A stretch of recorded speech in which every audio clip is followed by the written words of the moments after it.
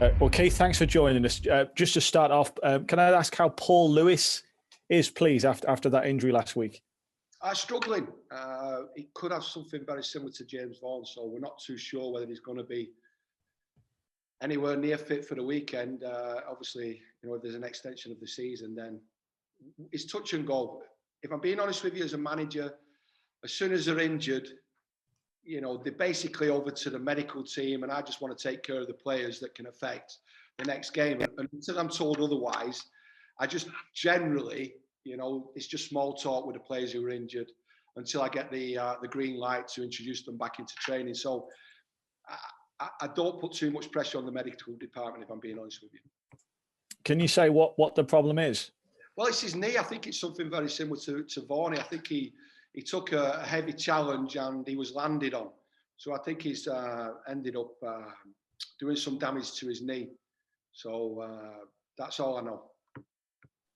You just mentioned him there, James Vaughan. Can I just check, if you do get to the playoffs, is there any chance of James Vaughan taking part in those? It's a daily situation that's developing quickly in our favour. So we would be very optimistic, of some sort of inclusion from Vaughan, in the playoffs. Just going back to the last game then, it sounds like that there were some emotions were riding high in the dressing room after the game. Is that something that as a manager you like to see from your players? No, because it's too late then. The emotions should be in the game. We prepared superbly well, but mistakes in that game cost us at least a point.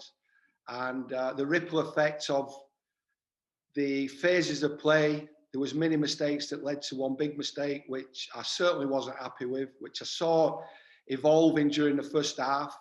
And it left us disappointed, but we've bounced very positively. And I'm very optimistic going into the weekend's fixtures. But again, with respect to the players, there's some big characters. And Saturday's game that we've got coming up won't suit everybody.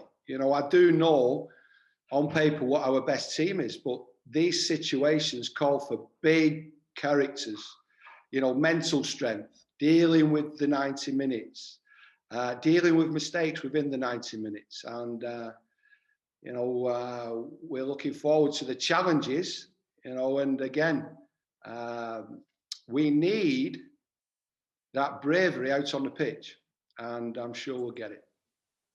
As a manager then, Keith, how do you handle the game? Because do you say just play the game and not the occasion? But on the other hand, as you've just alluded to, there is something big at stake. Well, I don't play the game.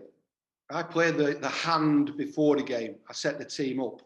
And we have to make decisions as the game progresses, dependent on the scoreline and scoreline of other games elsewhere on Saturday. And we'll be aware of what's going on and what we need to do. And it's important that we're still in the game, in with a shout, because let's not forget, up until and including last Saturday, we're chasing automatic promotion. So there's been massive successes, but this is a game for the hardened, seasoned, been there, seen it, done it, attitude, and this is how we get a result. And, I'm looking forward to the challenges, but myself and the staff, we just have to try and lead the team, lead the players who we feel as though best resemble our opportunities on Saturday into kick-off, and then we have to adjust, maintain, develop during the course of 90 minutes. And during the course of that 90 minutes, there'll be a lot of pain. Trust me, a lot of pain, emotional pain and physical pain, but the rewards are worthy and worth it. So, like I said, there'll be starters, there will be finishers. There's a plan to start the game, there's a plan to finish the game. And obviously there's many plans that will go on and evolve during the course of the 90 minutes. But we are well prepared. And do you have somebody feeding you scores from other games?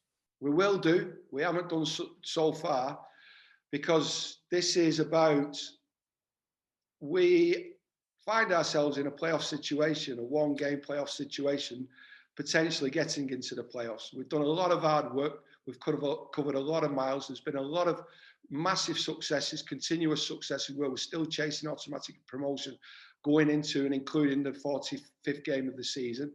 And it's important that we continue, with that positivity, and we strive to make sure that we're successful, because there's many successes, there's massive successes throughout the course of any campaign.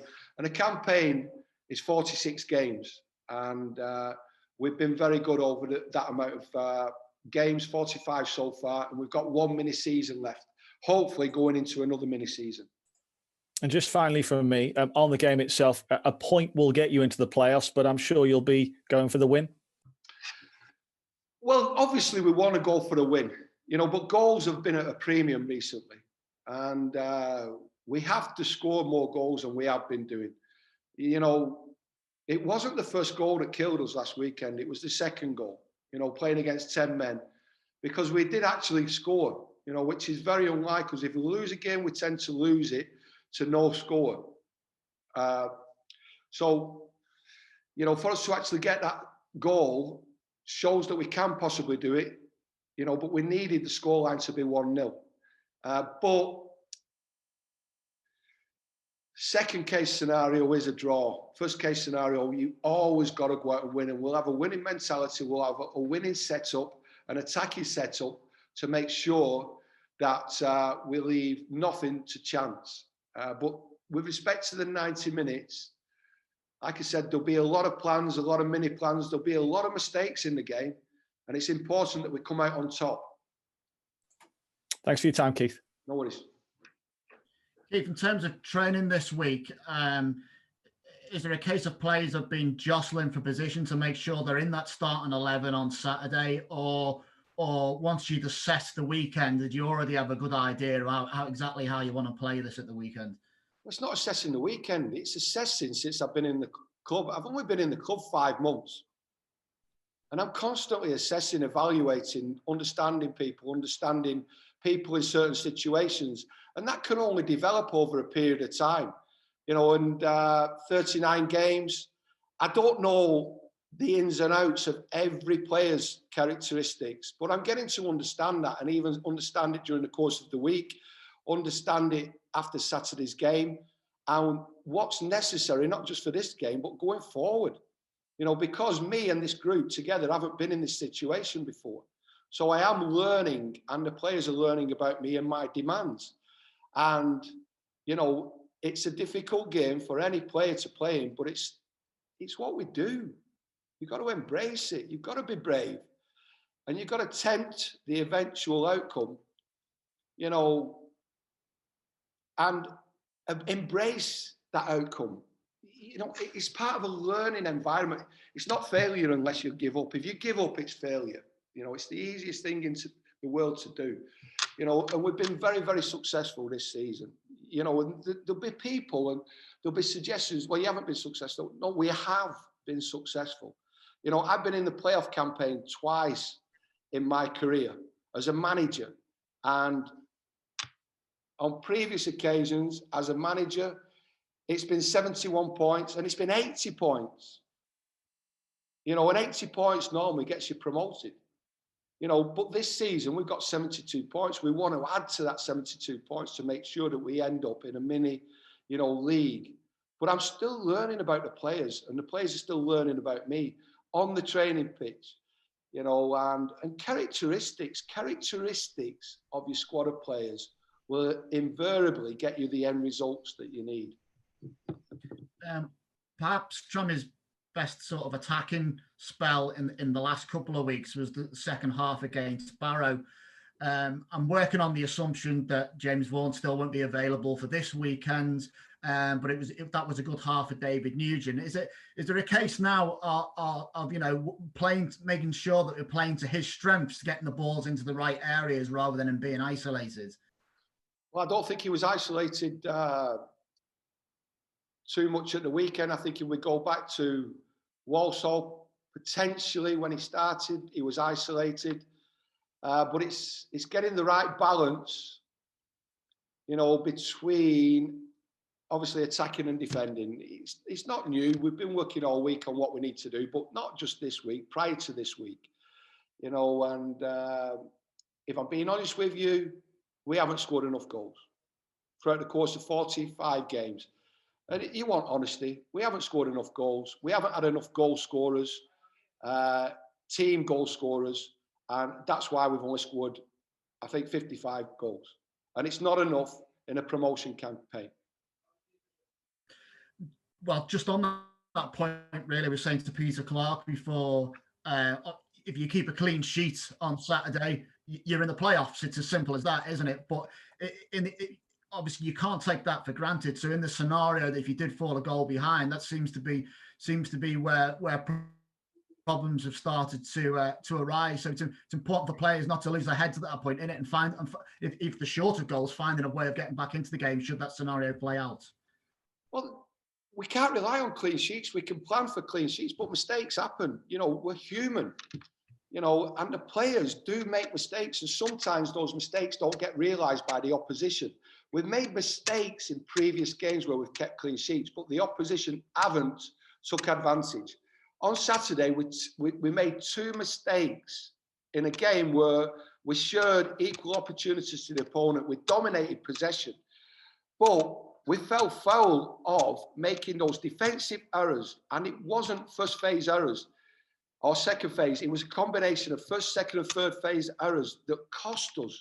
So there was 3 mistakes in both goals that we conceded. You know, the first goal and the penalty that was awarded, you know, which cost us the game.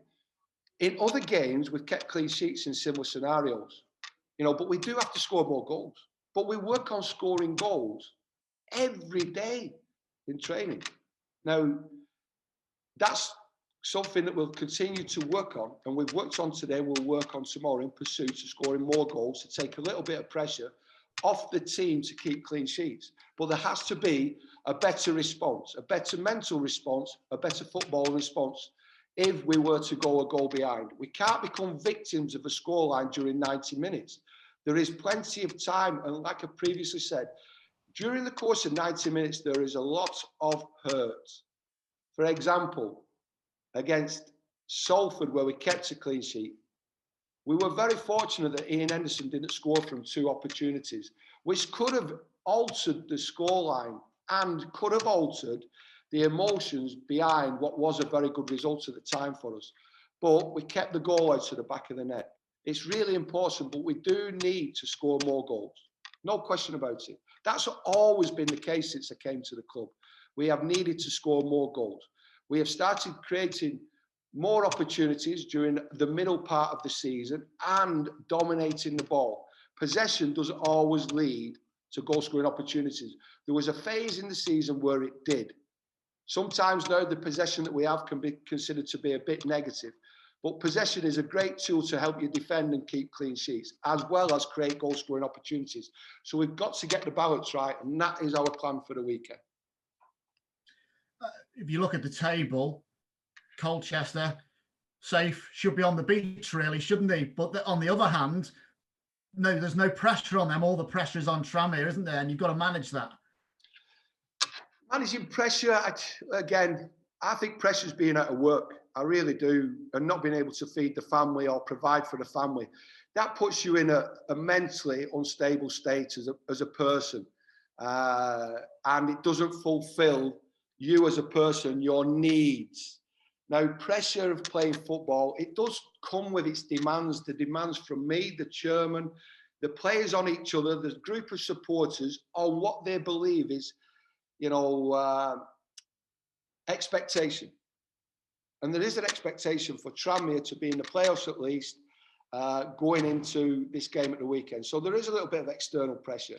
There's no internal pressure because there's no crowd, you know, but there's pressure on each other and there is a demand on each other. And what I would say is the players shouldn't be offended or become a victim of that pressure to be successful, because we all want more, but we can't be in this society where, and it's the same in football, where you do less and expect more. So I'm expecting more from this group of players as we learn, as they understand my demands on how we're going to get success. And we will continually, because it's a big football club, develop and maintain and develop success. And we want a layering system of success that should be built on this season.